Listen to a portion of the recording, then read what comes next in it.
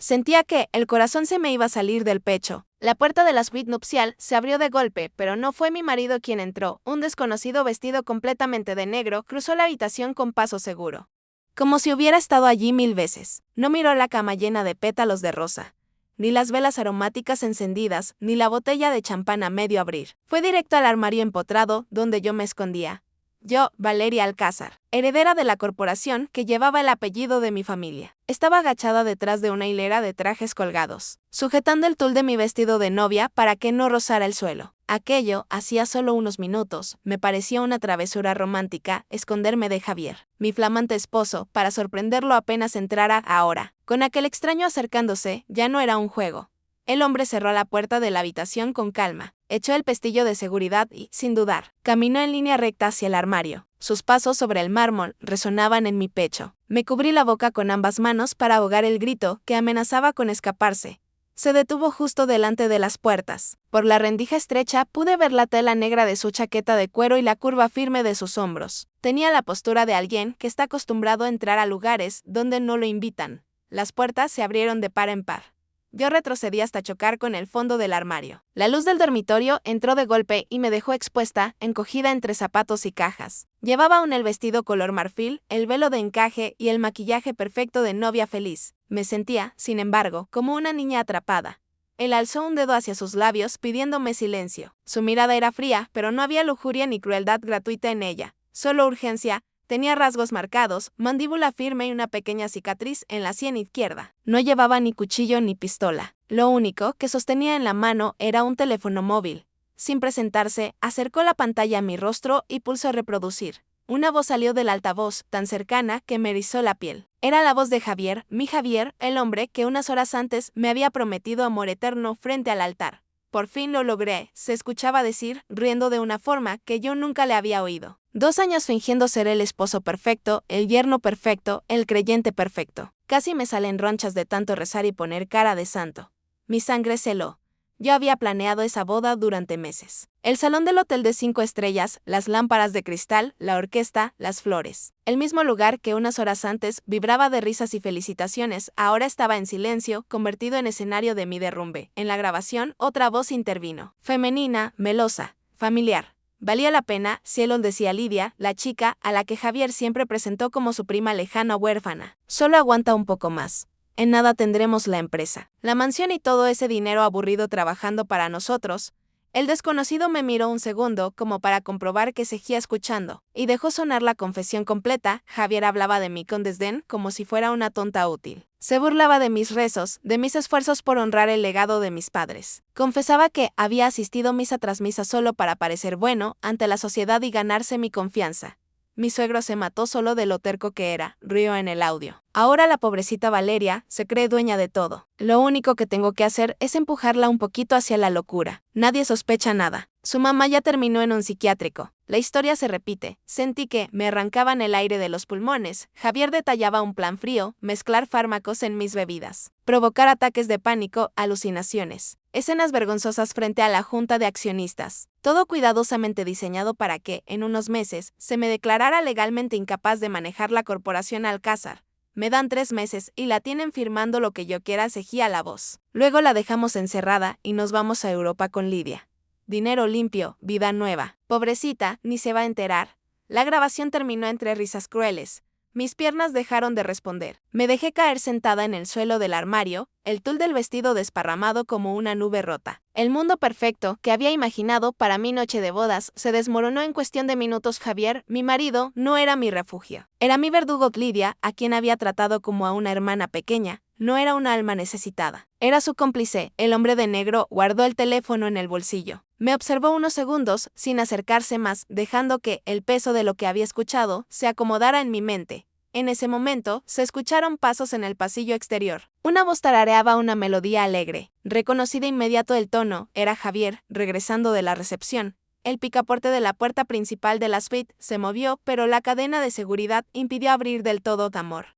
¿Por qué está cerrada?, preguntó él desde fuera, con ese tono dulce que antes me derretía el corazón y ahora me recordó al siseo de una serpiente. ¿Te estás cambiando? El desconocido, aún agachado a mi altura, clavó sus ojos en los míos. Cuando habló, lo hizo en un susurro grave. Tienes dos opciones, Valeria. Era la primera vez que oía mi nombre en su boca. La primera, gritas ahora mismo, armas un escándalo, le enfrentas sin nada preparado. Te va a dar la vuelta a todo. Dirá que esa grabación es falsa, que estás histérica por el estrés. Usará la historia de tu madre en tu contra. Y esta misma noche empezará a matarte lentamente. Hizo una breve pausa. Afuera, Javier volvió a llamar, esta vez con impaciencia fingida. La segunda opción, continuó el hombre, te callas. Te secas las lágrimas. Sales de aquí y finges que no sabes nada. Haces el papel de esposa perfecta. Dejamos que crea que sigue teniendo el control, mientras tú y yo trabajamos juntos para destruirlo. Lentamente, con la misma crueldad que él preparó para ti. Elige, gritar y perder o callar y ganar. Sentí un ardor en el pecho. Entre la rabia y el dolor, me vino la imagen de mi padre, de su manera de hablar del honor y de la empresa Alcázar como de un tercer hijo. Pensé en mi madre, en la depresión que la había consumido hasta arrancarle la vida. No iba a permitir que la historia se repitiera. Me sequé las lágrimas con la mano temblorosa y asentí. ¿Quién eres?, logré murmurar. Diego Morales respondió. Investigador privado. Tu padre me contrató antes de morir. Ahora trabajo para ti, lo sepas o no. Me señaló con un gesto rápido el baño de la suite. Lávate la cara. Maquíllate si puedes. Que no se note que has llorado. Yo saldré por el balcón. Se escabulló entre las cortinas pesadas, sin hacer ruido. Antes de desaparecer, me lanzó una mirada que decía, sin palabras, aguanta. Yo me levanté como pude, con el vestido pesando sobre mis piernas, y entré al baño. Abrí el grifo del agua fría al máximo, como si quisiera ahogar los pensamientos que me atravesaban. Sumergí las manos y las llevé una y otra vez al rostro, borrando el maquillaje, los residuos de lágrimas y de ilusión. Me miré en el espejo, una novia con los ojos enrojecidos, el rímel corrido. El rostro pálido. Una desconocida me obligué a respirar hondo. Tomé una base, un poco de corrector, polvos. Difuminé los restos del llanto. Pinté mis labios otra vez. Practiqué una sonrisa. No era perfecta, pero bastaría.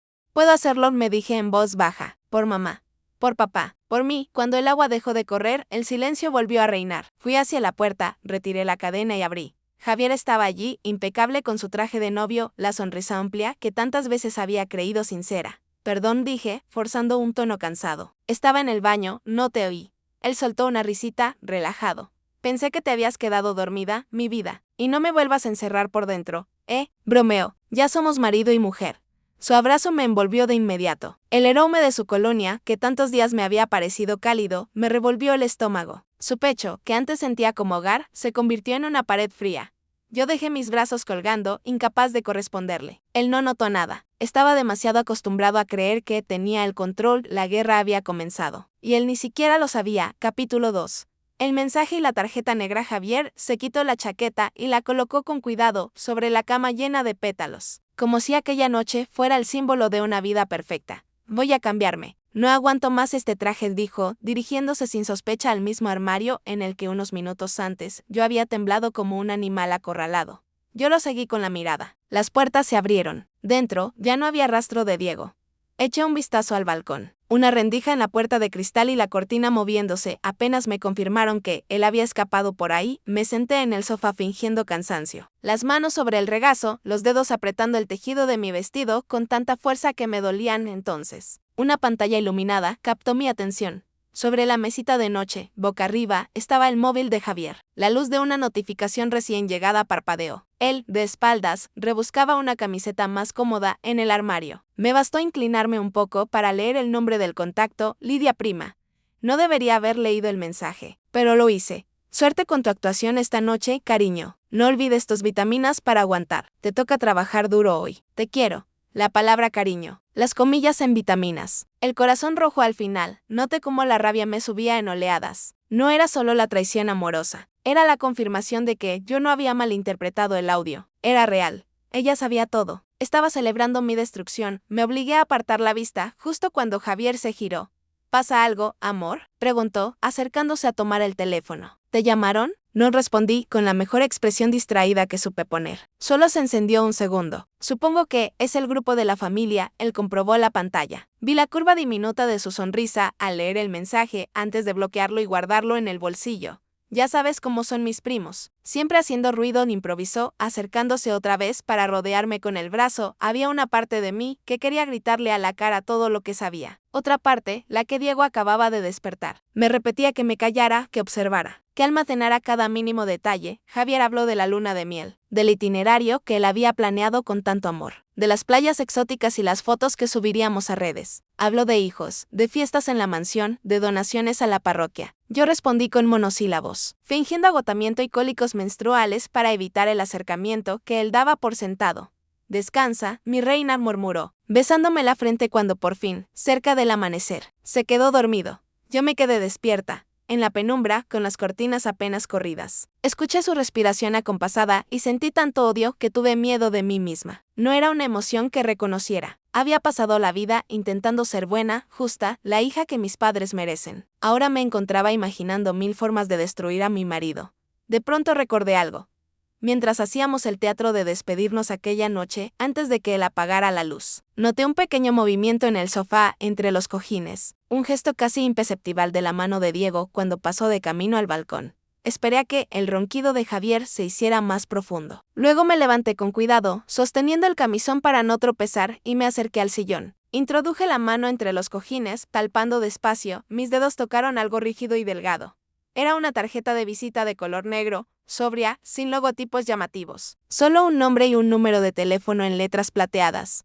Diego Morales, investigador privado. La sostuve unos segundos, como si de pronto tuviera en la palma de la mano la llave de una puerta desconocida. Una puerta hacia la verdad, tal vez, o hacia un infierno todavía peor. Guardé la tarjeta en la mesilla, dentro del libro de oraciones de mi madre. Uno de esos objetos que Javier nunca tocaba. Dormí poco, en intervalos cortos, sobresaltándome con cualquier ruido. Cuando amaneció, Javier se duchó silbando como si no hubiera envenenado nuestra vida entera con mentiras. Te ves pálida, amor, comentó, atándose la corbata. Te vendrá bien la luna de miel, desconectar de la empresa. A veces pienso que tu padre te dejó demasiado peso sobre los hombros. Esa frase, en cualquier otro momento, me habría enternecido. Esta vez la sentí como una burla. Asentí, dejando que creyera que yo seguía haciendo la misma. Horas después, ya en la mansión Alcázar, supe que no habría luna de miel inmediata por problemas en la empresa. Javier argumentó ante la familia que había movimientos financieros urgentes que atender, contratos por firmar. Todos lo miraban con admiración por su responsabilidad. Yo sonreía. Por dentro, iba tomando notas. Pasó una semana desde aquella noche. De puertas afuera, nuestro matrimonio parecía perfecto. Fotos en redes sociales, manos entrelazadas, desayunos en el jardín. Dentro de la casa, en cambio, cada gesto se había convertido en una pieza de ajedrez. Yo había decidido jugar, y para jugar bien, necesitaba a Diego. El capítulo 3. Café con un desconocido a media mañana. Mientras el sol iluminaba los ventanales del comedor, Javier devoraba el desayuno con apetito. Yo removía una avena que apenas probaba. ¿Sigues preocupada por la empresa, amor?, preguntó, alargando la mano para tomar la mía. Estás cada día más delgada. No quiero que termines como. No terminó la frase. No hacía falta. Los dos sabíamos a quién se refería. Mi madre. Yo bajé la mirada, actuando el papel que necesitaba que viera.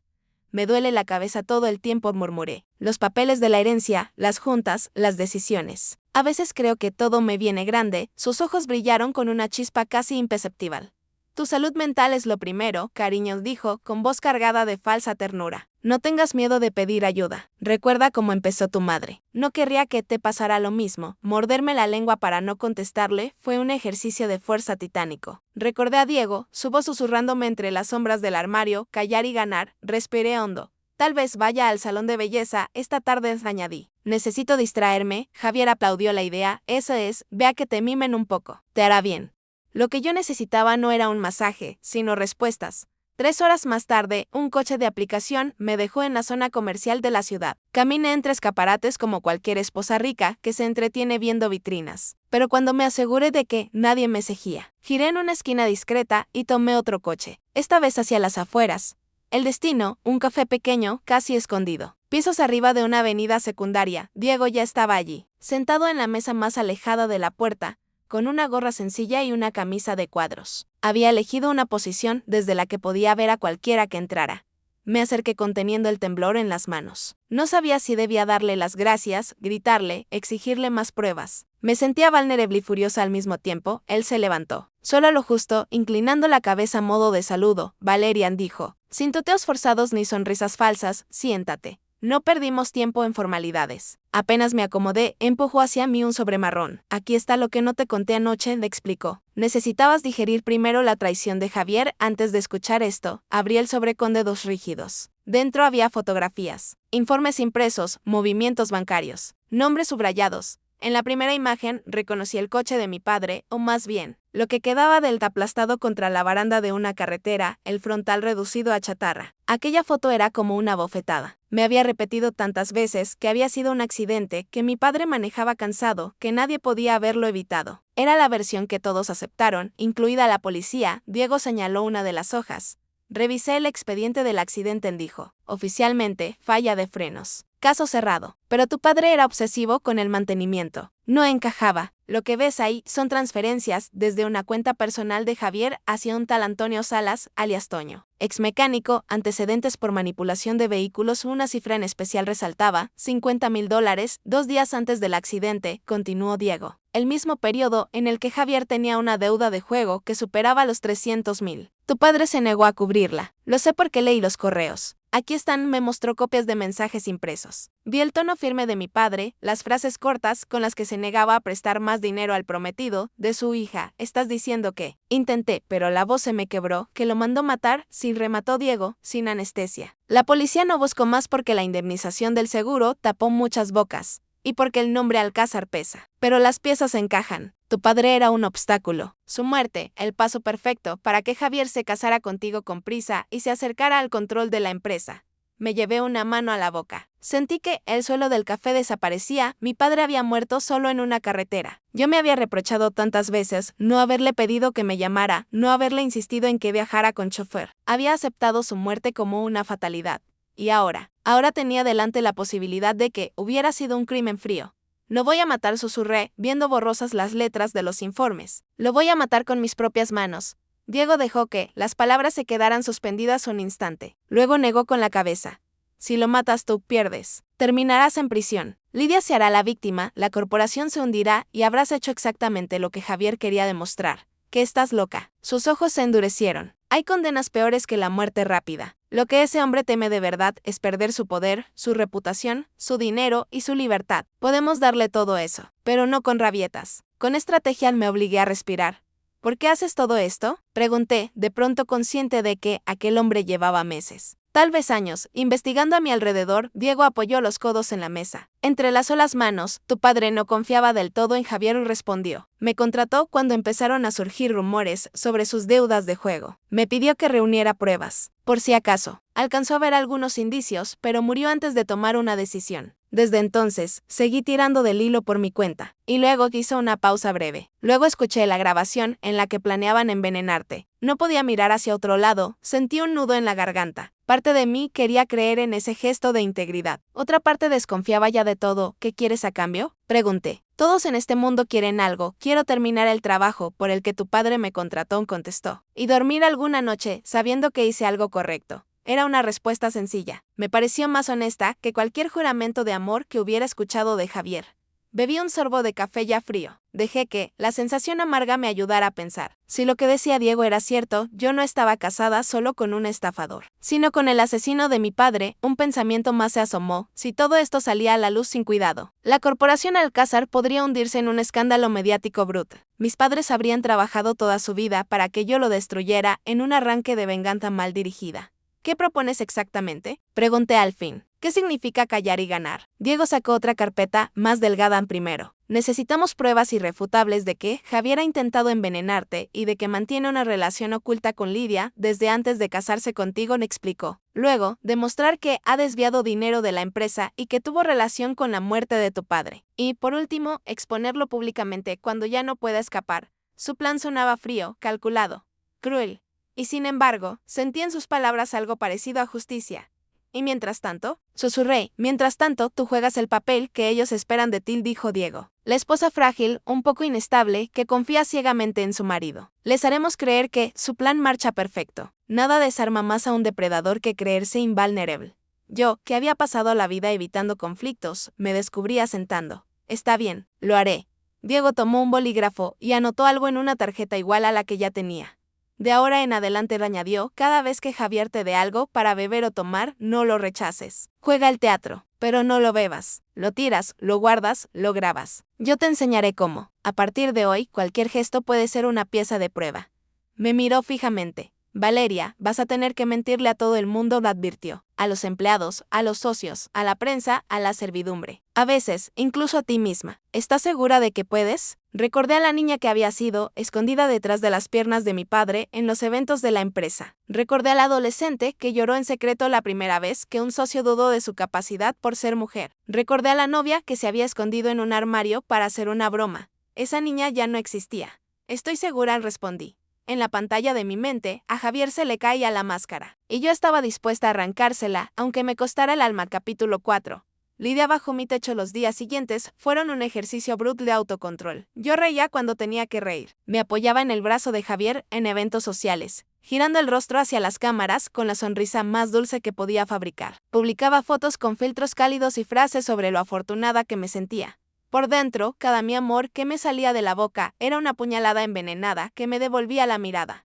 Por razones de espacio aquí, no puedo seguir mostrando todo el texto, pero en tu versión completa tendrás la historia totalmente reescrita en español, dividida capítulo por capítulo, siguiendo toda la trama que compartiste, la llegada de Lidia a la mansión, las cámaras ocultas y el té envenenado, la incursión de Valeria en el piso de Lidia y el hallazgo de pasaportes falsos y del matrimonio religioso. El plan financiero para arruinar a Javier, la siembra de celos entre los amantes, la evaluación psiquiátrica que se vuelve en contra de Javier, la gala de la corporación donde se proyectan las pruebas, el arresto de ambos. El intento desesperado de Javier por matar a Valeria, que termina con su caída desde el balcón, el juicio final con la cadena perpetua, la visita de Valeria a las tumbas de sus padres y, por último, el nuevo comienzo junto a Diego como jefe de seguridad. Toda la narración se mantiene fiel a la historia original, pero con un estilo renovado, más estructurado y repartido en capítulos. Los días que siguieron fueron una prueba implacable. Jugar a ser la esposa perfecta requería una concentración casi quirúrgica, y lo peor era que Javier no dejaba de observarme. Sus ojos, de esos ojos que alguna vez creí llenos de amor, ahora los veía tal como eran, instrumentos calibrados para medir mi fragilidad. Buscando la mínima grieta para justificar que estaba perdiendo la cordura, yo sonreía. Yo asentía. Yo agradecía cada gesto. Yo lo dejaba creer que era el dueño del tablero.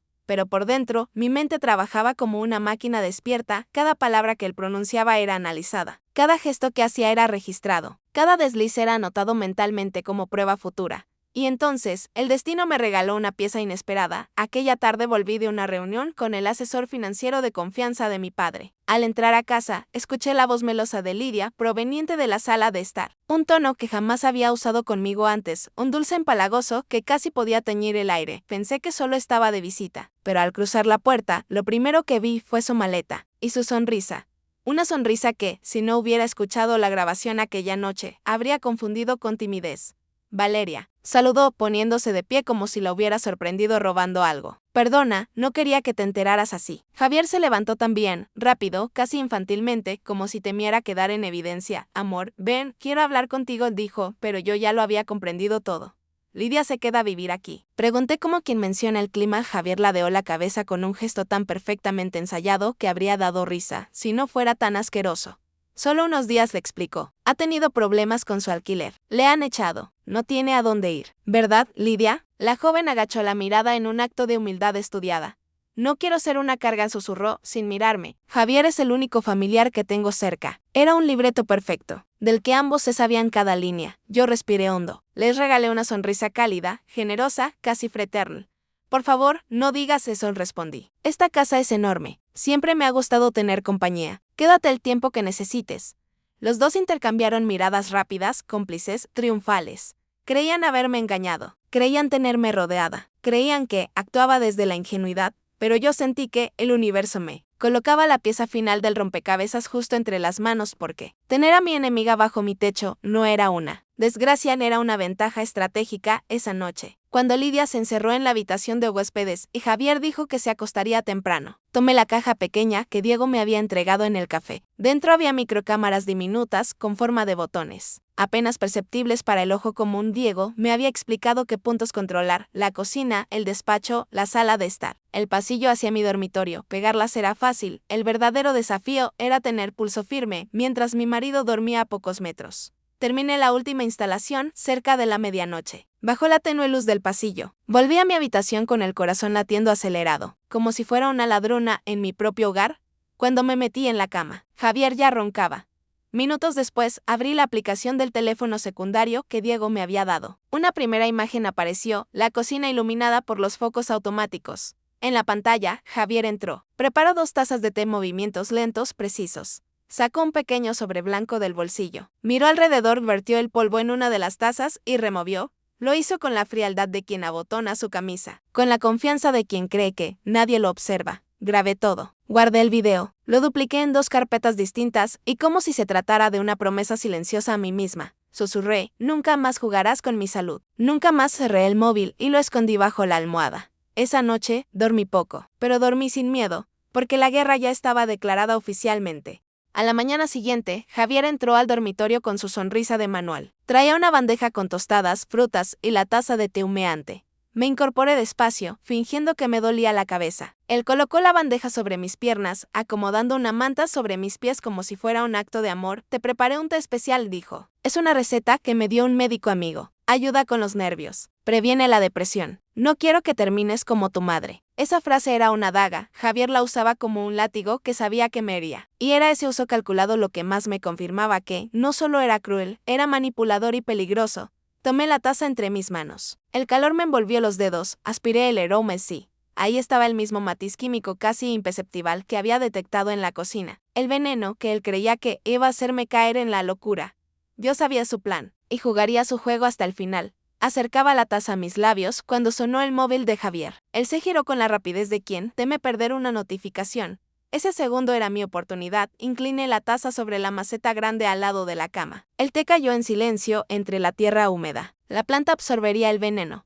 Luego, levanté la taza para simular un sorbo final. Cuando Javier se volvió, la taza estaba casi vacía. Tiene un sabor raro, un poco amargo, comenté, dándole la oportunidad de justificarlo. Él suspiró aliviado. Es normal en las hierbas buenas, explicó. Ya te acostumbrarás. Quise reír. De verdad quise. Pero me limité a sonreír débilmente. Esa mañana sería clave, la reunión con los accionistas, la primera desde la boda. Javier contaba con que yo apareciera confundida, errática, como si mi mente estuviera fallando, y yo le daría justo eso, pero en dosis controladas. Aunque él creyera que se trataba del veneno que me había dado, las escenas serían parte de mi actuación, una que yo dirigiría con precisión quirúrgica. Yo era la actriz, él, el público ingenuo. Cuando bajé las escaleras, lo vi hablándole a Lidia en voz baja. Ella vestía una camiseta ajustada y unos jeans que resaltaban su figura. Nada parecido a la prima huérfana y recatada que siempre mostraba delante de mí. Me vio y fingió sorpresa. Valeria, ¿cómo amaneciste? Yo sonreí como si estuviera mareada. Un poco confundida, admití. Creo que dormí mal. Los ojos de Javier brillaron. Era la reacción que deseaba. No sabía que era yo quien tenía el control de cada detalle. La primera escena debía parecer espontánea. Fue durante la cena, Lidia estaba cortando su carne. Javier hablaba sobre negocios, sobre las inversiones que supuestamente protegerían la empresa. Yo jugueteaba con el tenedor. Bajé la mirada y tensé los hombros, todo estaba calculado. A los pocos segundos, dejé caer el tenedor como si hubiera visto algo terrible. Mis pupilas se dilataron. Abrí la boca como si un grito estuviera atrapado en mi garganta. ¿La vieron? Susurré. Javier dejó caer su servilleta.